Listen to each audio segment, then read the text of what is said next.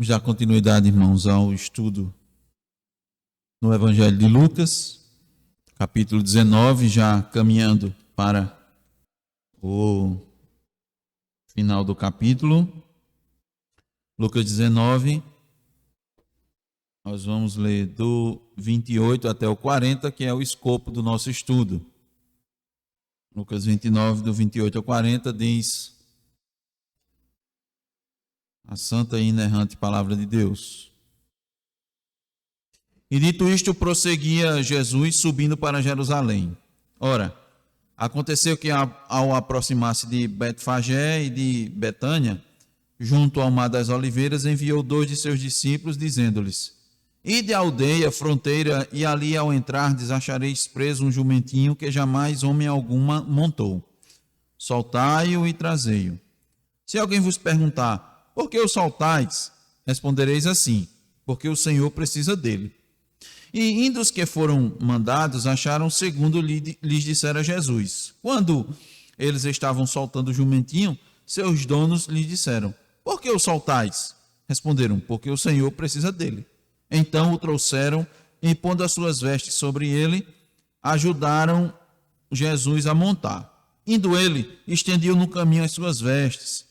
E quando se aproximava da descida do Monte das Oliveiras, toda a multidão dos discípulos passou jubilosa a louvar a Deus em alta voz por todos os milagres que tinham visto, dizendo: Bendito é o Rei que vem em nome do Senhor, paz no céu e glória nas maiores alturas. Ora, alguns dos fariseus lhe disseram em meio à multidão: Mestre, repreende os teus discípulos. Mas ele lhes respondeu: asseguro-vos que, se eles se calarem, as próprias pedras clamarão. Amém. Oremos, irmãos. Senhor Deus, nesse dia bendito, o dia do Teu Filho ressurreto, ó Deus, nós recorremos mais uma vez a Ti, após lida a Tua palavra, após, ó Deus, os cânticos benditos que os Teus eleitos entoaram a Ti, Senhor, alegres, jubilantes, reconhecendo, ó Deus, a Tua majestade, a Tua glória, reconhecendo que Tu, ó Deus, exaltas o Teu Filho, o Rei, e agora, Senhor, vendo da Tua palavra aqui, como Ele foi exaltado, nós Te rogamos, Senhor, o Teu favor, para que nós possamos também, Senhor, mediante o estudo dessa palavra, após meditar, Senhor, após refletir, possamos também, nas nossas vidas, exaltar mais a Cristo Jesus. Mas antes disso, ó Deus, Te rogamos a Tua graça para poder expor, Senhor, com toda a fidelidade e com toda a autoridade, Senhor, as verdades aqui contidas, e juntos, ó Deus, possamos Te bendizer. Possamos, ó Deus, trazer edificação aos Teus filhos, ó Deus, à Tua igreja santa e bendita. Possa haver, Senhor, compreensão para que, ó Deus, mais almas ainda possam clamar: Hosana, Hosana. Assim nós Te oramos, ó Deus, agradecidos, mas também Te rogando o Teu favor. No nome santo de Jesus Cristo. Amém.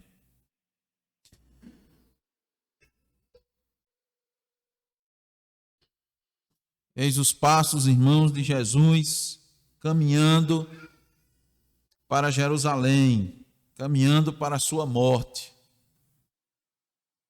Cada passo de Jesus, um ensinamento, né, João? A caminhada dele vai agora ser retratada por Lucas, que também, irmãos, essa passagem foi retratada por Mateus, por Marcos e por João. Então, essa aqui está em todos os evangelhos.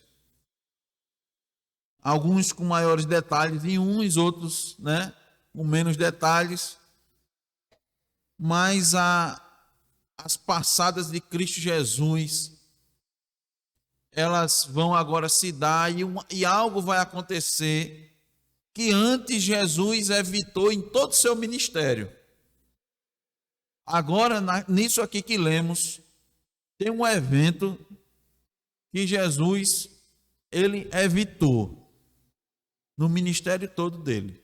As pessoas tentaram fazer, alguns fizeram, outros por Cristo foi até recomendado que não fizessem, mas agora era o momento disso acontecer. Isso é por demais, só esse fato, irmãos, é muito instrutivo. Porque até a própria palavra nos diz que tudo a seu tempo, né? Tudo a seu tempo, tudo no seu tempo devido. E muitas vezes isso é algo que para nós é difícil. A gente tem uma ansiedade natural, até eu digo para as coisas boas, né? Para fazer, eu digo coisas boas, não que aconteçam conosco, mas até para a gente fazer coisas boas, realizar. Tudo, irmãos, é no seu devido tempo. Tudo da forma que Deus determinou, como Ele determinou, porque, como nós cremos, né? Deus tem um plano eterno. E Ele vai fazer esse plano acontecer no desenvolvimento da história da humanidade, da história de cada um de seus eleitos. Né? Todos os nossos dias estão escritos e determinados. Deus tem um propósito definido e Ele vai fazer com que esse propósito aconteça. E cada evento, cada momento, Ele está lá na determinação divina e vai trazer como este daqui a glória devida ao nome de Jesus Cristo. Aí eu perguntei muito ontem, né, para Zaqueu e Gisela, eu perguntei hoje para João. João, o que foi que aconteceu nesse evento que antes no ministério de Jesus não aconteceu, ou pelo menos se as pessoas queriam que acontecesse, ele mandou evitar. O que foi? Isso foi exatamente, foi isso mesmo. A sua exposição pública como o rei, como o Messias, como anunciado. Concorda, Marcos? Jesus evitou. Olha, irmão, eu vou pelo menos citar 2 ocasiões que Cristo mesmo pediu para que não dissessem, até mesmo o que ele estava fazendo. Cristo foi chamado certa feita por um chefe da sinagoga. Aquele homem aflito, sua filha estava muito enferma, e ele correu e correu até Jesus, e Jesus se demorou. No meio do caminho, a gente lembra, ele fez até um milagre, e demorou até chegar na casa daquele homem. E ao ponto que algumas pessoas, quando ele já estava para falar com Jesus, disse: olha, não precisa mais falar com Jesus não, pode voltar, sua filha já morreu. Jesus disse: não, ela dorme. E foi até lá. Ele disse isso perante as pessoas, riram dele, riram. Aquelas pessoas que estavam ali chorando, né, por causa da morte daquela menina, riram de Jesus. Aí Jesus disse: não, ela dorme, vamos lá. E ressuscitou. E ele disse: olha, não diga não. Não diga, não espalhe isso não. Não espalhe que eu estou ressuscitando. Olha, né? Que coisa. Como a pessoa não vai espalhar uma notícia dessa? Nunca se viu isso em Israel. O que Jesus realizava, irmãos, não se tinha visto com tanta... em tanto número, em tanta quantidade. Evidentemente que os profetas, pela força do Espírito de Deus, já haviam ressuscitado, não é? Pessoas. O profeta Eliseu, se não me falha a memória, citou a filha de uma mulher que tinha feito um lugarzinho para ele, um quarto. Essa mulher tinha a visão do reino, irmãos. Ela via o profeta passando ali, né, para fazer o seu trabalho. E isso, o que é que a gente pode fazer em benefício da obra, né, do reino de Deus? Ela tinha condições e disse: eu vou fazer um quartinho aqui, o profeta, chamou o esposo, né? Evidentemente, para dar um apoio a ele. Ele está nessas caminhadas aí. Onde é que ele fica? Onde é que ele come? Onde é que ele dorme? Não, vou preparar um lugar para ele. Chamou seu marido, ela teve um filho e o filho morreu. E o profeta ressuscitou. Então, ressurreição, né? Cura, milagres, multiplicação de comida teve. O profeta também multiplicou o azeite da viúva. Ela não passou mais necessidade. Junto com seu filho, não tinha o que comer, ia morrer. Então, muitos milagres aconteceram com Moisés, né? Com Daniel, com tantos outros. Deus usando a sabedoria de José para dar comida, né? Não só ao povo de Deus, mas como oramos aqui, Deus Ele faz nascer o sol sobre justos e injustos. Preservou lá aquele povo todinho, porque ele fez isso para a glória do seu nome, porque tudo é feito para isso. Mas como estava acontecendo ali, naquela quantidade, né, naquela intensidade, em Israel, aquilo não estava, antes não se dava daquela maneira. Um homem só pregando com tanta autoridade, com tanta segurança, ao ponto de até perdoar pecados. Então, como segurar uma coisa dessa? E Jesus, não vá, né? Jesus curou um homem que estava com a mão ressequida e disse, não diga nada a ninguém. Está lá em Mateus 12, do 15 ao 16. Mas agora, irmãos, era o momento que Deus determinou, o momento da sua publicidade. Por que isso aconteceu? Primeiro, para se cumprir a profecia. Lá em Zacarias 9:9 é dito, alegra-te muito, ó filha de Sião, exulta, ó filha de Jerusalém, eis aí te vem o teu rei, justo e salvador, humilde, montado em jumento, num jumentinho, cria de jumenta.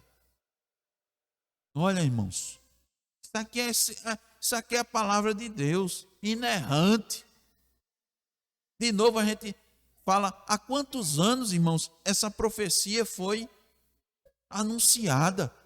E ela acontece exatamente do mesmo jeito. Se pega ali a escritura e está lá. Vem o quê? Em Jerusalém, o rei, o Salvador, humilde, montado em quê? Em um jumento.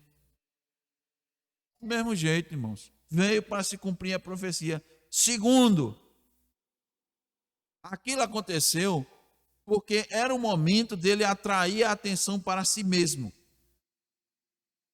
Por quê? Porque ele ia glorificar o Pai ainda mais. Ele disse, eu vim para glorificar meu Pai. Eu vim para fazer a vontade de meu Pai.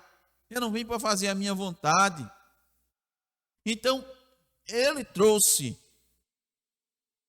atenção para si e ele recebeu essa atenção para si, porque isso ia glorificar o seu Pai, isso ia cumprir com o decreto eterno. Estava na providência, essa é a razão principal. Sua morte, naquele momento, era para ser conhecida de todos, vista por todos. Olha, irmãos, olha a humilhação de Jesus Cristo. Para a gente notar que nível de humilhação. Cristo atraiu o povo para si, para ver a sua morte, para ver a sua humilhação, para ver ele sendo ultrajado. Ele estava lá, irmãos, despido. que a gente entenda o que tem lá em Filipenses capítulo 2. A si mesmo se humilhou. O ápice da vida de Cristo foi a morte. Ó. Ele estava atraindo aquele povo ali, porque mais e mais pessoas sendo atraídas ali naquele momento, mais e mais iriam contemplar a sua morte, né? Quem é aquele que está pregado na cruz? Jesus, aquele que todo mundo estava dizendo, bendito que vem em nome do Senhor. Esse daí é. Agora que eu vou ver mesmo, não é assim? O pessoal fala. Foi para isso. Essa atenção agora que Jesus consentiu em ter para si, provocou a ira dos escribas, dos fariseus, do sacerdote, do sumo sacerdote, e contribuiu, irmãos, mais ainda com sua morte. Tudo isso estava dentro do plano eterno de Deus. O que é que mais nós podemos aprender, irmãos, sobre a entrada triunfal em Jerusalém? Esse é o título do estudo. A entrada triunfal de Jesus em Jerusalém. Além de que essa morte, ou melhor, além do que esse momento iria contribuir para que a atenção se voltasse para ele, para que aumentasse a ira, a raiva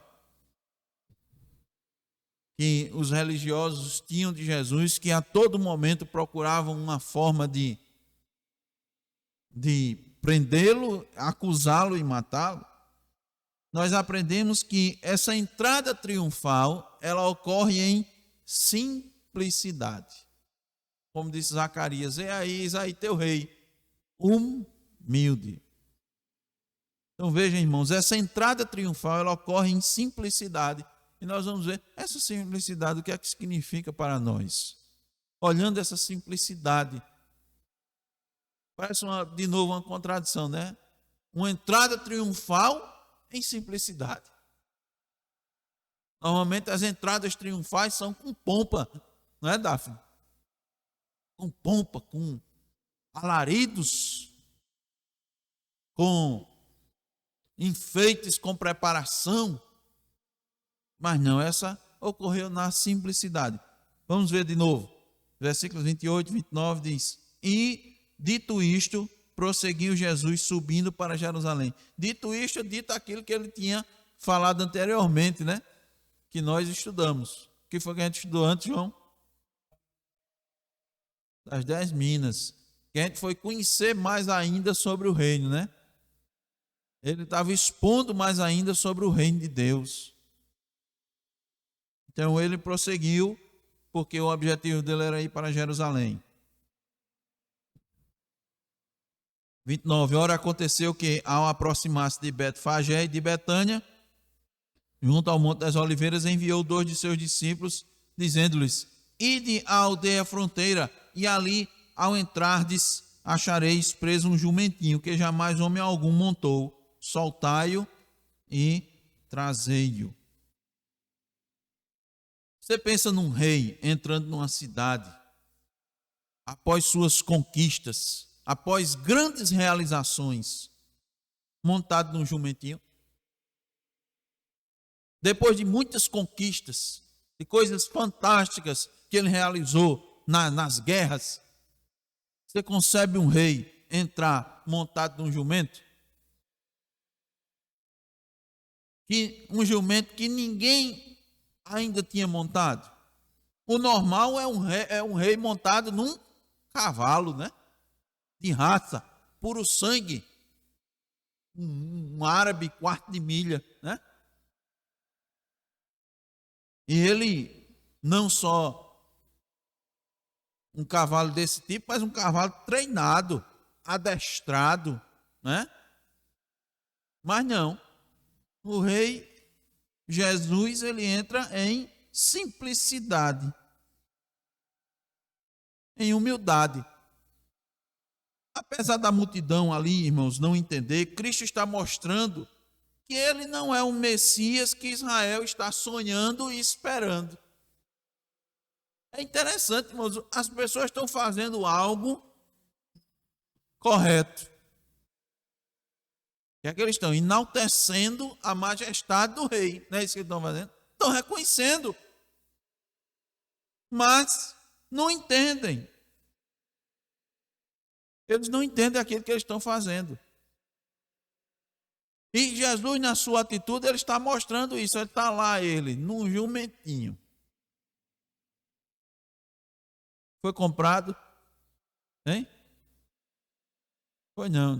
Vá lá. Pegue 2 de seus discípulos, olha. Lá em tal lugar tem um jumentinho ali. Solte ele. Ele está amarrado. Solte. E se o pessoal perguntar, os donos, se não, eles vão perguntar. Quando os donos perguntarem, você diga que é o senhor que está precisando. E eles voluntariamente vão disponibilizar um jumentinho. Aí chega Jesus, um rei, num animal simples desse. Jesus está dando uma lição, está mostrando a característica do rei, desse reino que não é tão compreensível, que as pessoas não entendem até nos dias de hoje. As pessoas não entendem os dias de hoje o Cristo do Evangelho, ou o Cristo dos Evangelhos. Que, como nós enfatizamos, irmãos, não é o libertador político.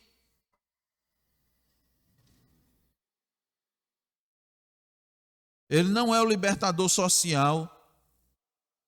E as pessoas até nos dias de hoje estão buscando isso.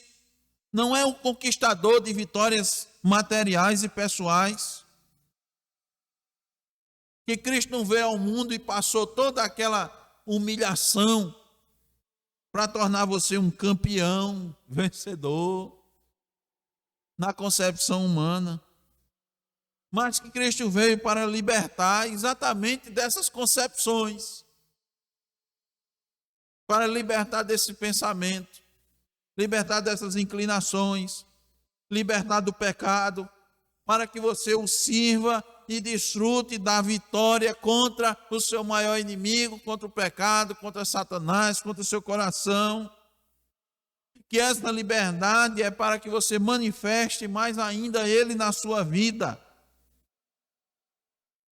Então a gente vê que Cristo não atendeu às expectativas do povo. Não atendeu. Por quê? Pouco tempo depois, não muito tempo, muito pouco tempo depois, as palavras do povo foram trocadas.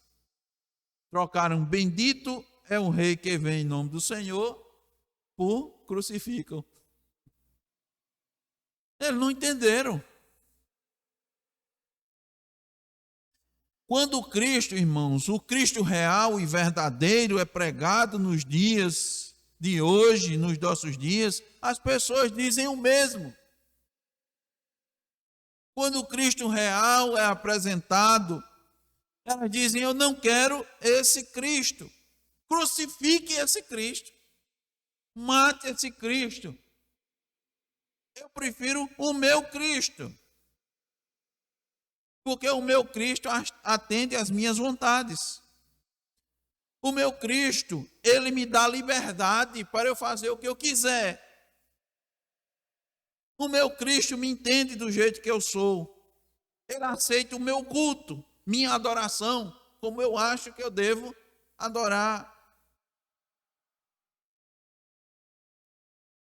Eles não aceitam o Cristo da simplicidade. Esse Cristo da simplicidade não serve. Do culto simples, do culto singelo. Eles não aceitam o Cristo de uma vida sem glamour, né? Uma vida sem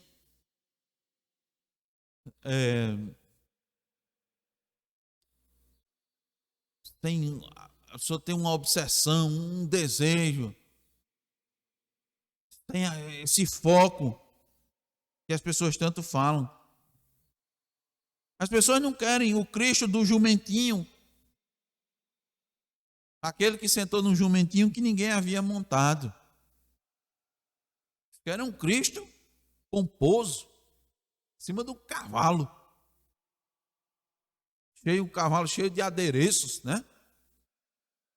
Que impressiona. As pessoas querem um Cristo que impressiona. Querem igrejas que impressionam. Que tenham que mostrar, que tenham que dizer, que tenham que apresentar para a sociedade. É isso que as pessoas querem. Esse Cristo da simplicidade, nascido da Virgem Maria, que ninguém sabe nem quem era Maria, quem era José. Pode vir alguma coisa de Nazaré, alguma coisa boa, né? O Cristo que foi sepultado no túmulo que não havia sido usado. Os irmãos veem que isso manifesta a santidade. Cristo estava manifestando isso, mas as pessoas não entendem, né? Olha, um jumentinho que ninguém havia montado, uma virgem, um túmulo que não havia sido usado. São sinônimos de santidade. As pessoas não querem o Cristo da santidade, Cristo da piedade.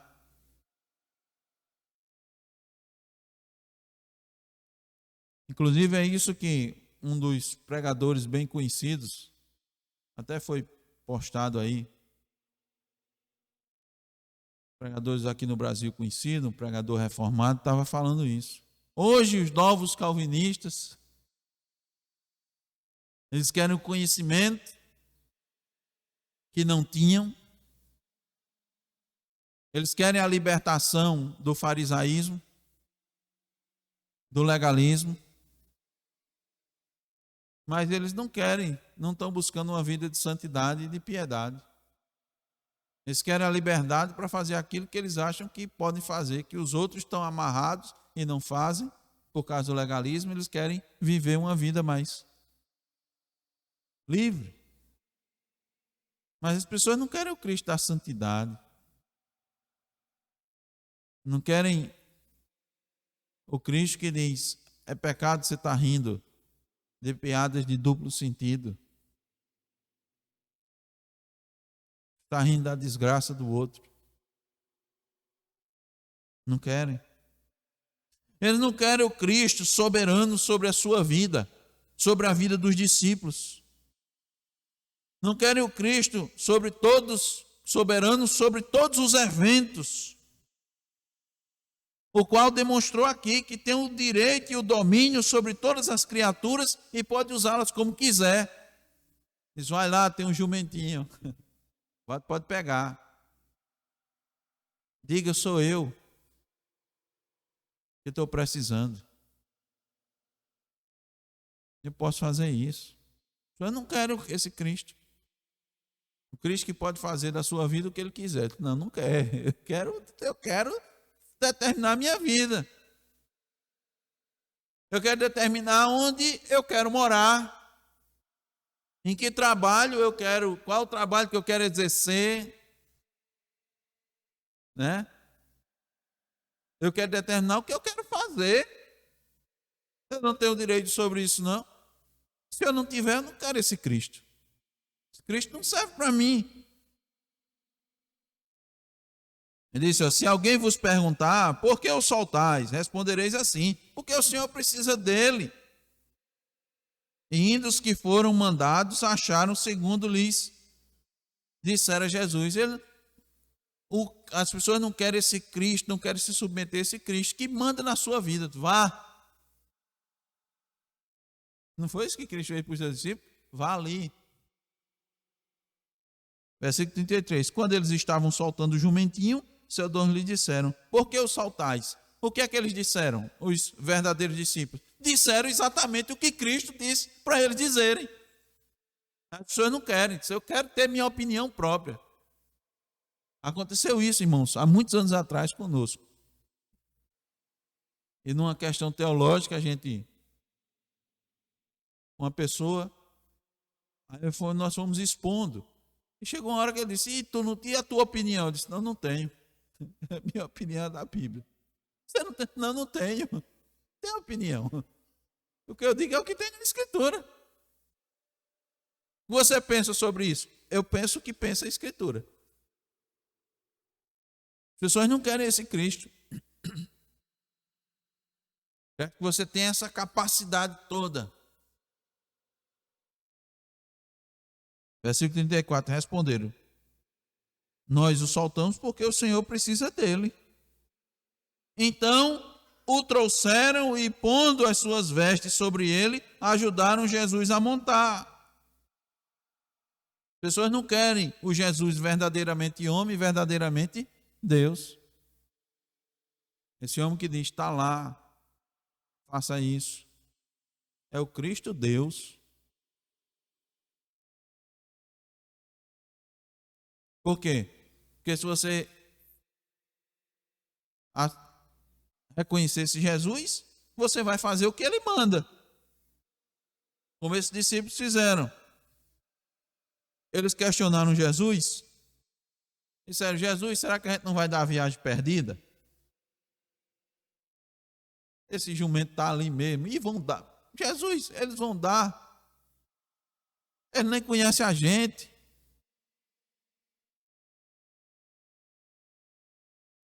E ainda, depois que fizeram, esses discípulos entenderam, né?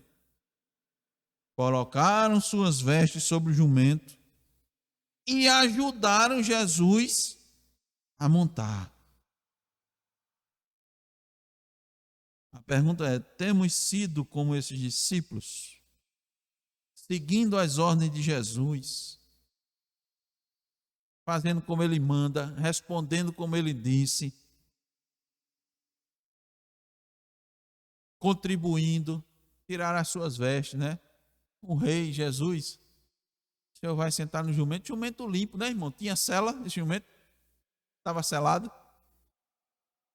Não, irmão, jumentinho que ninguém havia ainda montado. Vai precisar, Jesus vai subir aqui nesse jumentinho sem nada. O que é que a gente tem? Rapaz, só tem aqui minha túnica aqui. Não vamos botar. É Jesus, é o rei. Botaram lá sua roupa, suas vestes. Temos sido esses discípulos que lemos aquilo que está na palavra, as ordens do Senhor, e transmitimos, né? Não foi isso que eles fizeram? Transmitiram aquilo que Jesus disse. É transmitir, é pregar o Evangelho, tal como está na Escritura, acudindo os necessitados, encorajando os fracos na fé e dando testemunho da bondade de Deus. Então a entrada de Jesus primeiro foi na simplicidade, ela ocorreu na simplicidade. E segundo, ela se deu em louvor a Deus. Versículo 37.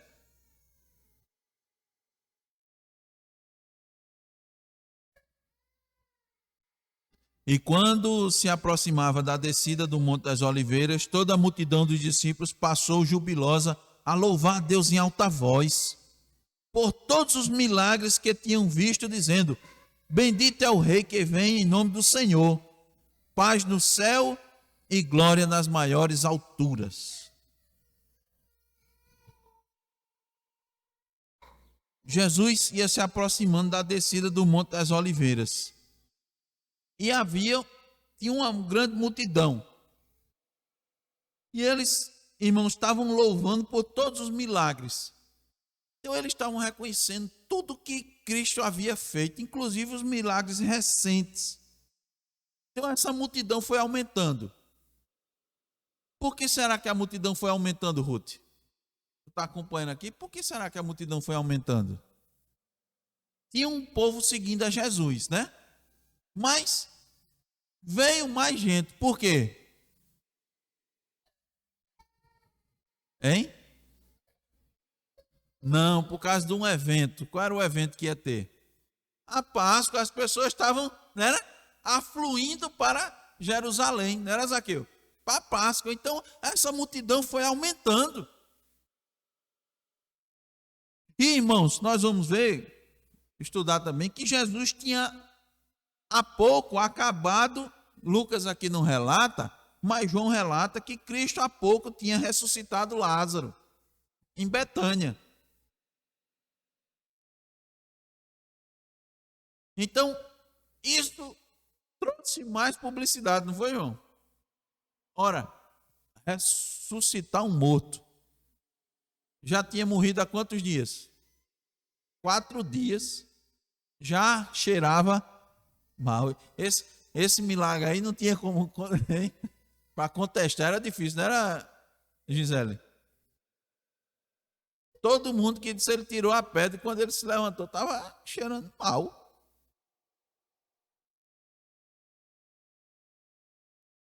Mas um homem, na hora que Jesus ressuscitou, pronto. Aquele mau cheiro era de pouco tempo atrás. Depois que Cristo ressuscitou, o homem ficou novo. Novo. Então, irmãos, Jerusalém, olha, estava como? Como é que Jerusalém estava? Lotada de gente. Jesus atraiu mais ainda, está vendo a atenção para si, irmãos, para ser humilhado. Quem é que ia fazer um negócio desse, hein, irmão? Quem em sua plena consciência ia chamar a atenção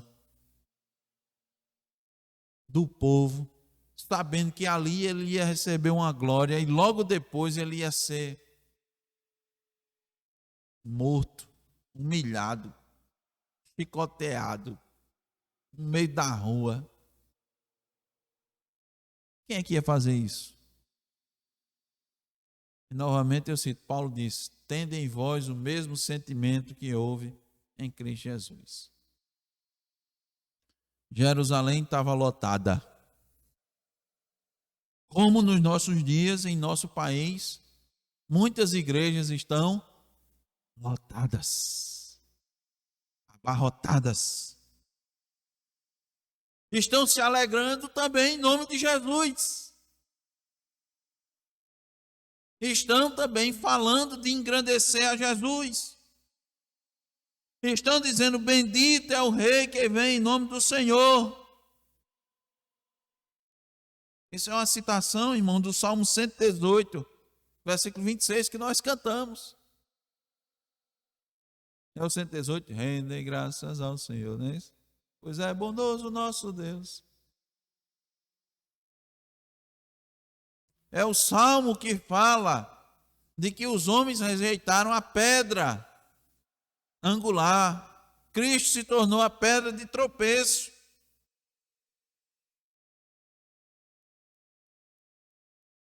Como nos nossos dias as pessoas estão comemorando a Páscoa, não estão? Quantos não vão para a igreja comemorar a Páscoa? Quantos também não vão para as igrejas esperar a libertação da opressão de Roma, desse sistema? É a mesma coisa. Mas essas pessoas, assim nos dias de hoje como nos dias de Jesus, sua alegria está limitada aqui, a terra. Eles estão querendo alegria, uma alegria da terra. Eles não estão com os olhos na eternidade.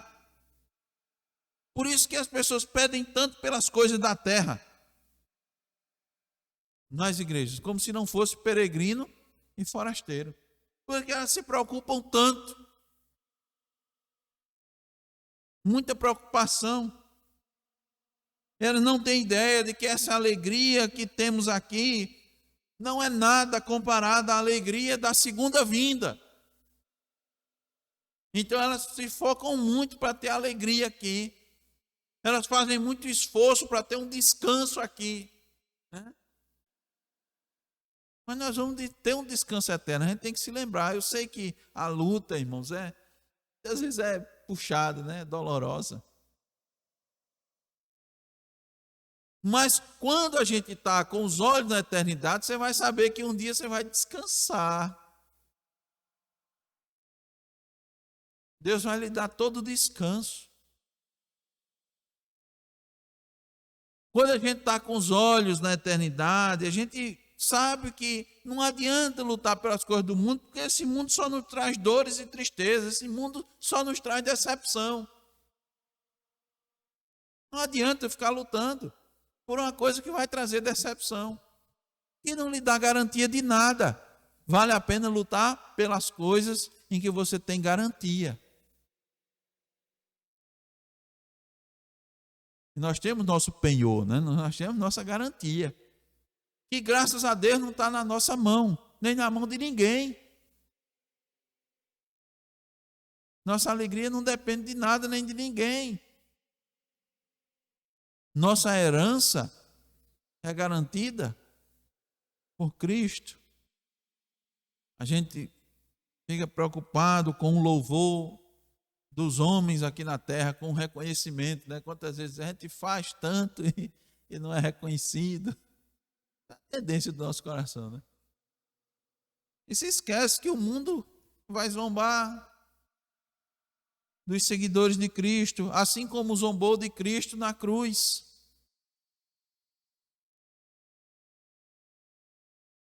Então, irmãos, a entrada triunfal de Jesus, ela foi em simplicidade.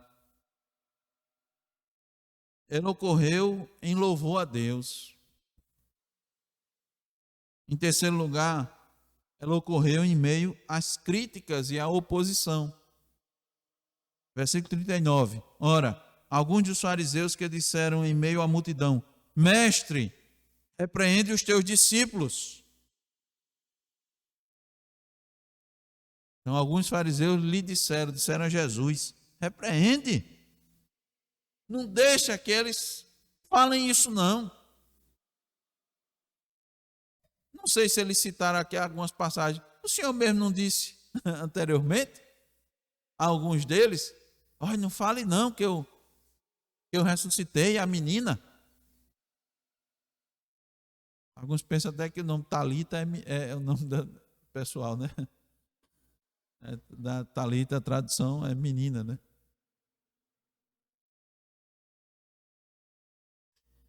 O Senhor não disse? Não disse o homem da mão ressequida que não falasse nada?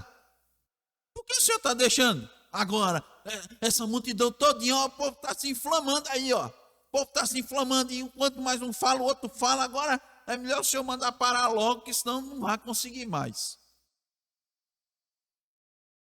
No meio da multidão dos religiosos, dos conhecedores da palavra, está a oposição. Está os inimigos do Evangelho. Quem são esses? Aqueles que não querem abandonar o legalismo, a tradição religiosa, que não querem abandonar seus costumes, que preferem ficar com o seu entendimento do que glorificar a Cristo verdadeiramente. Então, olha que coisa, irmãos. Percebam uma coisa aqui. Já notaram que toda tentativa de se dar glória somente a Deus, de se dar glória somente a Cristo, é logo combatida?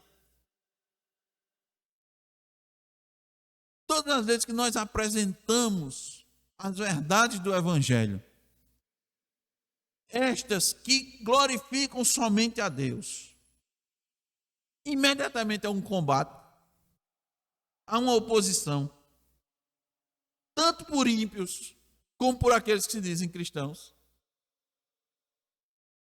Porque colocar toda a glória em Cristo é tirar a glória do homem.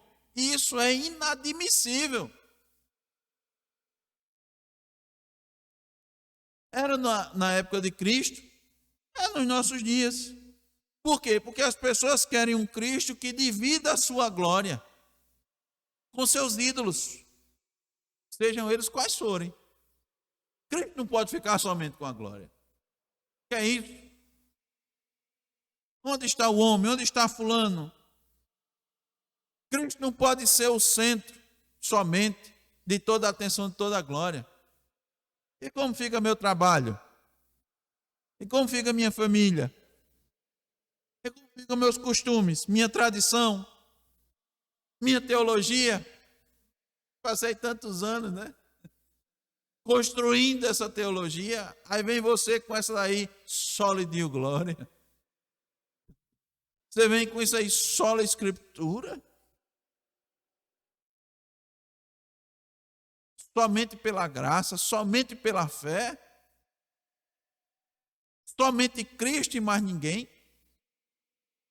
Não é Cristo e meu esforço, né? Não é Cristo e minha vontade, não é Cristo e minha escolha, é só Cristo. Há uma reação imediata. Há uma oposição. Quando você quer glorificar somente a Cristo. Assim como houve oposição aqui.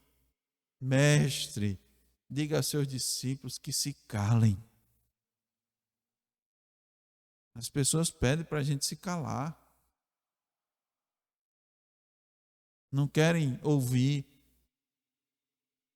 aquilo que dá glória somente a Cristo. Por fim, irmãos, versículo 40. Mas ele lhes respondeu, Cristo respondeu: asseguro-vos que, se eles se calarem, as próprias pedras clamarão. Isso quer dizer, irmãos, que a glória a Cristo vai ser dada de todas as formas. Quer as pessoas queiram ou não, quer os inimigos do Evangelho queiram ou não. E é isso que a gente deve buscar nas nossas vidas.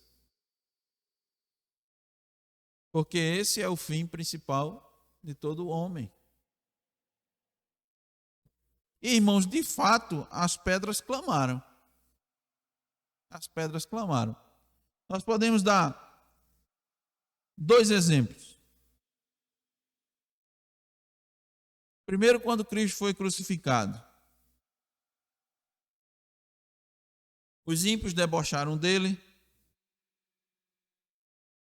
Seus discípulos ficaram em silêncio, não foi? Se recolheram, como nós vimos. Ficaram todos tristes, amuados. Uns voltaram para Emaús. Vou fazer mais o quê? Nosso mestre morreu daquela forma, humilhante, ultrajante. As pessoas estão se dirigindo a mim e dizem: cadê o seu rei, o poderoso? Cadê o Filho de Deus? Não é isso que acontece quando das dificuldades se passa. Cadê o seu Deus? Onde está o seu Deus? Aí é por isso que a gente canta: no céu está o nosso Deus e tudo faz como lhe agrada. Diz: não a nós, Senhor, mas ao teu nome a glória. Porque não é o que acontece com a gente. As coisas aparentemente ruins que não vão dar glória. É exatamente nas coisas ruins que a gente tem que dar glória, né? É mais difícil, né? Nós lemos na leitura continuada. Se você faz o bem a quem lhe faz o bem, que mérito há nisso? Nada.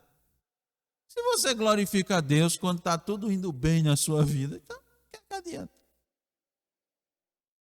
Discípulos, quando Cristo estava ali na cruz, se recolheram, estava lá numa casa com as portas fechadas, com medo, trancado. Mas as pedras clamaram. Quando os discípulos calaram, as pedras clamaram, não foi? A Bíblia relata lá em Mateus que a terra tremeu. A terra tremeu. Quando os discípulos estavam calados, as pedras clamaram. O sol escureceu. O véu se rasgou de alto a baixo. Os túmulos se abriram e muitos santos ressuscitaram. As pedras clamaram. Quando os soldados viram isso, testificaram, disseram: verdadeiramente esse homem era justo. Não foi porque nenhum discípulo falou nada. As pedras clamaram.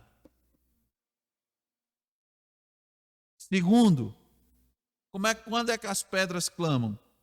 Irmãos, com a manifestação da graça de Deus sobre os ímpios, sobre os gentios. O judeu acreditava que o gentio ia ser alcançado pela graça? Acreditava, João? Cristo estava falando para os fariseus, não foram os fariseus que estavam reclamando? Os fariseus achavam ainda, irmãos, que a graça de Deus era só para Israel. Estava fechada ali.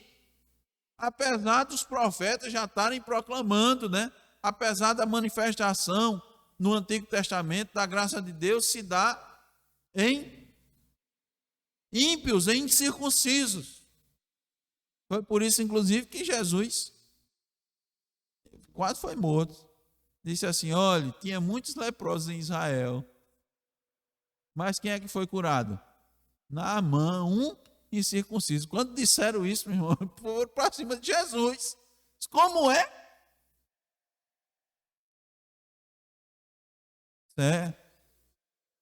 Para os judeus, os gentios eram como pedras. E Cristo disse: Deus pode suscitar filhos a Abraão destas pedras. E não suscitou? Suscitou. Dos gentios, nós estamos aqui para comprovar isso. Pedras, corações duros, de pedra. Mas Deus foi, quebrou. Quebrou para quê? Para a glória do seu nome. A glória do seu nome. Irmãos, Cristo estava muito ciente de tudo que estava acontecendo, bem ciente. Ele recebia e aprovava os louvores verdadeiros que saíam da boca dos seus discípulos. Havia, por parte de Cristo, a aprovação da verdade de que ele era realmente o Messias. Por isso que ele disse: deixa eles clamarem. Mas também, irmãos, ele estava bem ciente do que se passava na mente do povo.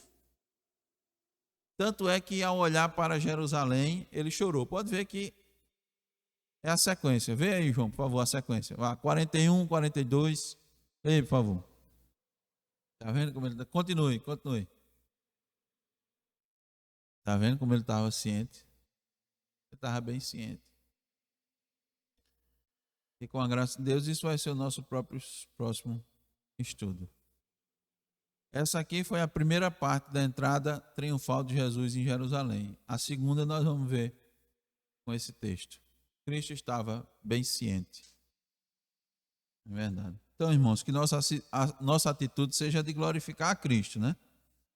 Clamando com a nossa boca e também com as nossas vidas. Amém.